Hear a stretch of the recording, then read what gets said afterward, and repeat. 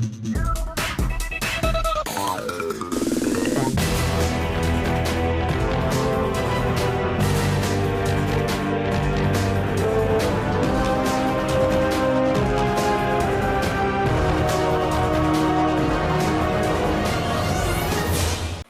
up YouTube, Dar here from Zephyr War Games, and today, as you can finally see in front of you, I am bringing you an update to DDDs.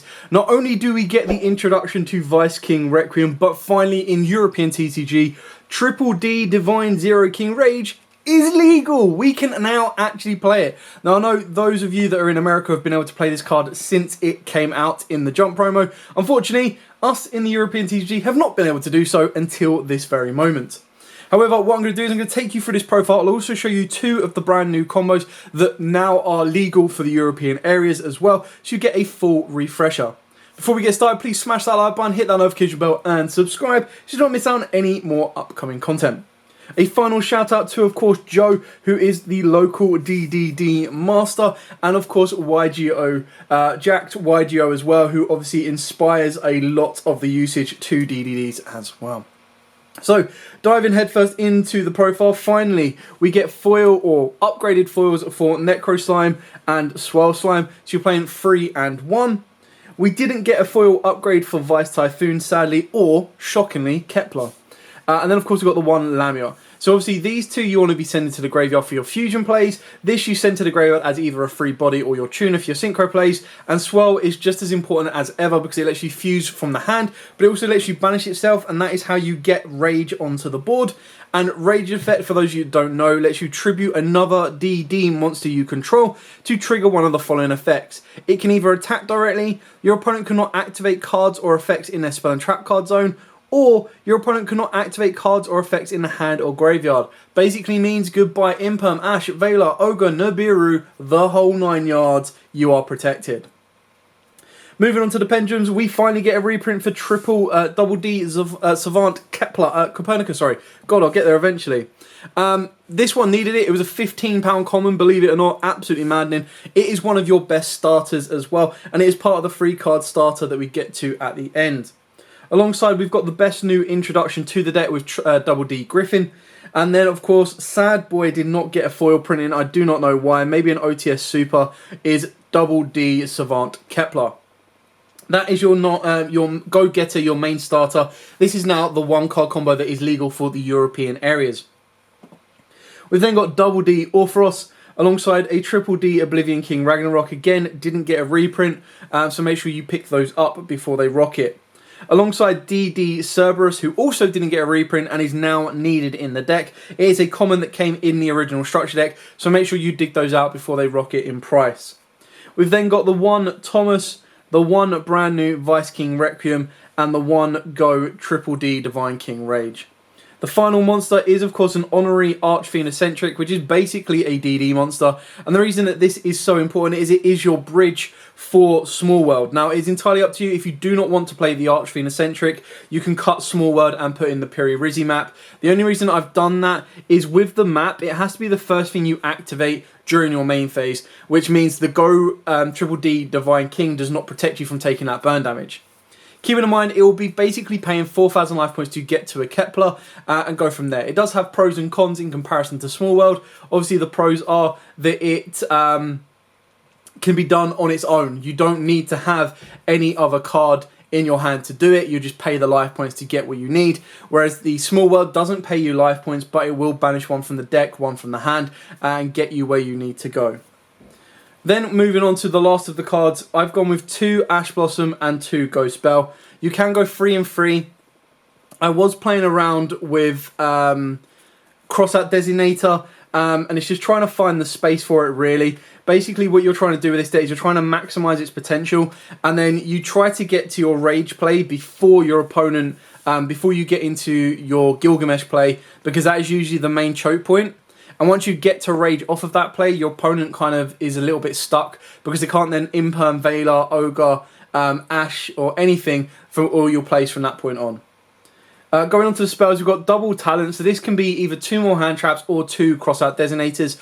I've kind of gone with talents. Again, it was a suggestion from Joe, and it's something that both me and him are playing back and forth with, whether this is crossout or whether this is Talents itself, the reason that Talents is slightly better is because if you're, as long as you get a DD on the board, it doesn't really matter if he gets impermed or veilered or ashed, because as long as that monster stays on the board, you can activate Talents, and you've now got more extenders. So you'll be digging to get to a Griffin, you'll be digging to get to your Requiem, and off the back of those, you'll then be able to get your extender to the board, and then that lets you get into Gilgamesh, which allows you to continue your combos, and of course play through the interruption your opponent has dropped on you.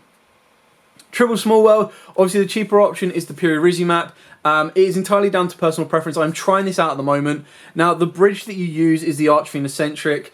So this is the one you want to be putting in the middle, because then ideally what you end up doing is you reveal any DD in your hand, because they're all going to be darks, they're all going to be fiends, and as long as you are not revealing a level 3, which you shouldn't be doing, because they're all level 2s, 1s, 4s, you name it, your bridge in the middle is Archfiend, and then your Archfiend can then search out anything, because you basically search it off of its type, being a fiend, rather than its attack, defense, level, or attribute. So this is your bridge, which is why you use it, and it can sometimes come up as being a scale 7. Then moving on to the contracts, finally these got a rarity bump as well. So triple contract with a gate and one with the swamp, alongside a single copy of the license, one call by the grave, one 1-for-1, and then of course the triple D headhunt. I have seen people play the Witch, which is completely fine. I really like that card. I just didn't find the space for it right now. I believe the deck is currently sitting at a 41 card deck. If you take out the Puri maps, or you put the Puri maps in for the Small World and the Archfiend Eccentric, it takes it down to 40. If you wanted to bump it to 42, you've got that flex spot to put any card in that you want. So that's it for the main deck, pretty straightforward and simple on that one. The extra deck is pretty staple, it very rarely changes. The only change that might happen is rather than playing Baron, you'll play something else. In doing so, you're actually okay to do that now because you do have Rage. Whereas in the past, Baron was like your one way to protect from a Nibiru or a very powerful hand trap. So moving on to the extra deck, we'll go over the non-DDs because there are only 2 non-DD cards, and that is of course Baron de Fleur and the one Arsenal Zeus. These are just game enders. These are just the ways that either you make Baron first before you lock yourself into DDDs, which is completely fine, allows you to continue making your plays and go from there. I should also mention as well, because of the next card when we go over the Deus Machina, the Requiem, which is the brand new card that we finally got. The reason this is so good is that its scale effect is you can target any number of dark contract cards you control, destroy them, and if you do, special summon it from the Pendulum Zone specifically. You can then increase or decrease its level by the number destroyed, and you can only use the effect once per turn. Increase and decrease its level is not the end of the world, because what you're going to be using it for is you cannot special summon monsters except Triple D monsters. If a Triple D monster is summoned, Fusion, Synchro, XYZ, or Link summoned using this card as material, it gains an additional effect that once per turn, you can target one card on the field, shuffle one dark contract from your hand or field or graveyard into the deck, and if you do, destroy that target and then gain 1,000 life points. So basically, because this is a Triple D, what you do is you can special summon this guy out for free once you've got a contract, and then just go, cool, rank into Devise King Deuce. Now with this, you're going to get the additional effect as well to spin back a contract, which can be along his field or in the graveyard, and then pop a card your opponent controls, gain some life points, and play off the back of that. Speaking of which, we do play, of course, double Deus Machina X. Love this card, such a good addition. If it wasn't for Griffin, this would be the best new addition, but Griffin's just insane. Continuing on with the XYZs for the DDDs, you do play the one King Tell, the one King Caesar. I'm going to do it this way around because a lot of people you'll be like, you did a 5 and a 6, what's wrong with you? And then the one Caesar. So, Solemn Warning on legs, which is nice. This is like part of your combo plays along with the Wave King, so this gives you into the contract that you might be missing. This allows you to set your cards to the graveyard, so that's your Vice Typhoon and your Necro Slime as well. Then, of course, the Synchro, the one Curse King Siegfried, alongside the fusions of the one Diarch, and then one triple Flame High King, alongside 2 normal Flame Kings. And then finishing off with your triple Gilgamesh. This card is now even better because we have got Rage and we can now play Cerberus, because Cerberus can target a monster on the field and make it a level 4, which is why Kepler becomes a 1-card combo, because you can now make it a level 4 in order to continue your plays and continue your combo throughout, which is really, really important, because if that wasn't possible, it kind of makes it, you know, your your Kepler kind of just gets stuck on the board, and there's not really a lot you can do with it, which can be very, very damaging. So I'm going to reset the board state, and I'm going to show you the 1-card combo, and I'll show you the 3-card combo that utilizes Rage as well. So let's start off with the 1-card combo, and of course it is Kepler, which is why this card deserves a foil printing. So what you're going to do is you're going to normal summon your Kepler. You're then going to search out your Dark Contract with a Gate. Now, yes, of course, if your opponent imperms value you, you're in a little bit of trouble, but that's where you're going to be playing stuff like Call by the Grave. You're going to be trying to play Crossout Designator, Triple Tactic Talents, because ideally the point of the contract is to get you to your Griffin. You're going to special summon down the Griffin. You're going to link these two together, and you're going to go into your first Gilgamesh. You then trigger the effect of Gilgamesh to set your scales, one of them being Rage, the other one being the Cerberus. Keep in mind as well, what makes this so important is, of course, that your Rage is a scale 0, meaning you can actually pendulum summon out Kepler. Who'da funked it? So there you go, and then your other scale will be Cerberus. You will then pendulum summon both of these out. You can trigger the Griffin effect if you have a card to discard and draw. But ultimately, what you're going to do here is you're going to go Cerberus effect, make Kepler a level 4. Thank you very much. And then you're going to overlay these two together. And this is where you're going to get to go into your Wave King Caesar. And then you go from Wave King Caesar straight on top into your King Tell. Now, obviously, you've burnt 1,000 off of the Gilgamesh, so keep that in mind as well. So what you're going to want to do there is you're going to use the effect of your King Tell, which will basically allow you to balance the life point burn back up a little bit, which is really, really important. You're then going to go into a second Gilgamesh, because this is why we play free. It is very, very important, and trigger off a couple of effects here. So there we go. Go into your second Gilgamesh. You're going to trigger the King Tails effect. King Tails effect can either send your Vice Typhoon, or in this scenario, we're probably going to end up sending our Necro Slime, because again, Necro Slime gives you a lot more advantage to kind of get further through plays, because it's not restricting yourself to having to be used that specific turn, and you ideally don't want to be going into a triple D anyway. Like, it's just not really really worth it. So anyway, we're then going to use the Necro Slime effect. Now, probably the ones you want to banish. If you banish the Necro Slime, I'll probably banish the Kepler. There's no real reason to keep that in the graveyard anymore. And this is going to let you fusion summon into a Genghis. You'll then link on top, or XYZ on top, your Gilgamesh into your Divisor King. This will then trigger your Genghis. Genghis will then revive, and then it's entirely up to you on what you want to revive. Now, if you go for the Griffin is of course going to be able to get you a very nice and tidy DD Headhunt, which is the absolute base minimum. But keep in mind as well that at this point, because you've done something like that, by bringing this back, giving you the Headhunt, you've actually set yourself up with 3 interruptions, if I've got my maths correctly. You can still then, of course, link off as well these two into the third Gilgamesh. Entirely up to you. There's no real major benefit for doing so, because it's not really going to go anywhere. So it is entirely up to you on where you want to take it. If you left it like this, you've got a absorb off of the Machina, because it will destroy the contract and then absorb your opponent's monster. And then it will have its own effect to detach to and absorb. You've then got the Triple D Headhunt, which will let you take control of one of your opponent's monsters. So from one card, you've got 3 interruptions, which really will cause your opponent a lot of issues. The one thing is, you've got to make sure you keep contracts around in order for Device King to be as utilised as possible. So now I'm going to reset this, and I'm going to show you the 3-card, very specific combo, but it's your 3-card of how you utilise this guy in order to make sure your opponent can no longer hand trap you for the entire turn. Okay, so this is your 3-card combo. You need Griffin, Rage King, and then of course Swirl Slime. Keep in mind, any one of these can be replaced by a single copy of the Dark Contract with the Gate as well. And we're going to start off with the Contract in the Gate, just to kind of activate it to get ourselves out a King. Now obviously the idea of this is it just gives you a little bit more gas for your Deus Ex Machina later on in the play.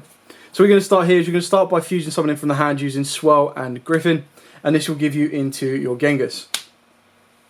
You will then be able to trigger the Swirl Slime effect to banish itself to special summon down your King Rage, triggering the effect of Genghis to bring back the Griffin. Trigger the effect of Griffin to search yourself out a Copernicus, and then use the effect of Rage before you get into the Copernicus so that it can't be hand trapped, to pop the Griffin and go from there. So as you've seen through this combo, obviously the choke point, there's not really a choke point bar Swirl Slime unless you're going to DD Crow this. Another choke point would be to stop the Griffin, but then they'll still maintain their normal summon anyway. You then get to normal summon down your Copernicus, use its effect to Foolish Burial, and you're going to Foolish Burial your Necro Slime, which sets up your fusion play for later on. You're then going to link these two together, your Copernicus and your Zero King Rage, and you're going to go into your Gilgamesh. You're then going to use Gilgamesh's effect to pay 1,000 life points. Keep in mind as well, you don't worry about anything coming from the hand, so they can't imperm you or stop this in any way. So you're going to go with a Ragnarok and you're going to go with an Orpheus. Both are going to have their uses as we continue the combo. You're then going to be able to Pendulum Summon. So you're going to be able to Pendulum Summon 2 because you've got your Copernicus and you've got the Griffin. If you've got a DD card in hand like Vice Typhoon that you want to discard or Lamia, then you can discard and draw off of your Griffin, but we don't in this particular scenario. You're then going to overlay these two, going into, of course, your, there it is, Wave Caesar. And then on top of Wave Caesar, you're going to go into your Marksman. You'll then use Marksman's effect to detach a material in order to balance out the life points, or at least kind of deal your opponent a bit of damage as well. You'll then use Orpheus' effect to pop itself and the King Tell.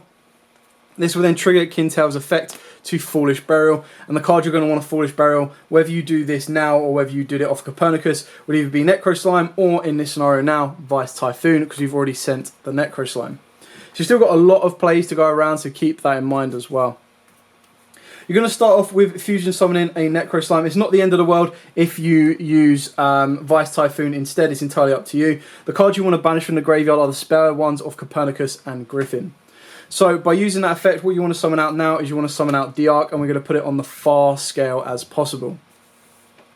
Then what you want to do here is you want to be able to use your Vice Typhoon effect, banish itself, and banish the Griffin. This will then let you special summon out your High Flame King. You're then going to trigger the effect of the High Flame King and trigger the effect of the Ragnarok to bring back your Caesar and, of course, your King Tell. So you can definitely see where this is going right now. So you've got a lot of plays to still make. There's a lot more to keep doing. So what you want to do is you can then link your Marksman and your Caesar, so King Tell and Caesar, and go into a second Gilgamesh. Keeping in mind as well, just so that we've marked these off, these have all used their revival effects. We're not going to be able to do them again. What you are going to be able to do is you are going to be able to trigger Caesar and you're going to be able to trigger King Tell. So Caesar will search you out Dark Contract with the Swamp King, and King Tell will Foolish Burial the Lamia for you. You're then going to activate your Dark Contract with the Swamp King. This is going to banish, doesn't matter which one, Caesar or King Tell, with the Gilgamesh, sending that to the graveyard in order to summon out your second Genghis. You're then going to overlay the two Genghises, and you're going to go into your High Wave King Caesar. You will then use the effect of a Lamia in the graveyard to send the second Gilgamesh to the graveyard, and that will then let you sync, banishing the Lamia with your Diarch and get you into your Cursed King Siegfried. Your final move of the turn would then be to overlay into a Deus Ex Machina. Now, when you look at this board now, that all came from 3 cards. But you've got a Spell and Trap to turn off. You've got a 4 Absorption, because you go Absorption 1, kill this contract. Absorption 2, kill this contract. Absorption 3, detach 2. And at this point as well, you would have already taken 2 more materials, so you'd be able to do it again. And then you've got 2 Solemn Warning kind of effects there as well. So at this point, it's pretty much impossible for your opponent to be playing through it, which is very, very important. Because you do commit so much with DDDs. It's one of these decks that, because you burn through so much, it is one of them decks where it's like, if your opponent breaks your board, it is game over. But you put them in such a position where it's like near impossible to break said board, it just makes it a little bit better for you. Anyway, that is it for the profile. That is it for the combos. I hope this has helped. I hope this has given you a couple of ideas on your own build and exactly how you want to start going about updating your DDD profile. As absolutely always, guys, thank you so much for watching. Don't forget to like, comment, subscribe, share. If you do have any questions at all, please put them in the comments down below. Myself or Joe will be more than happy to answer them for you. And with all of that out of the way, guys, have a very good evening. Stay safe. And, of course, happy dueling.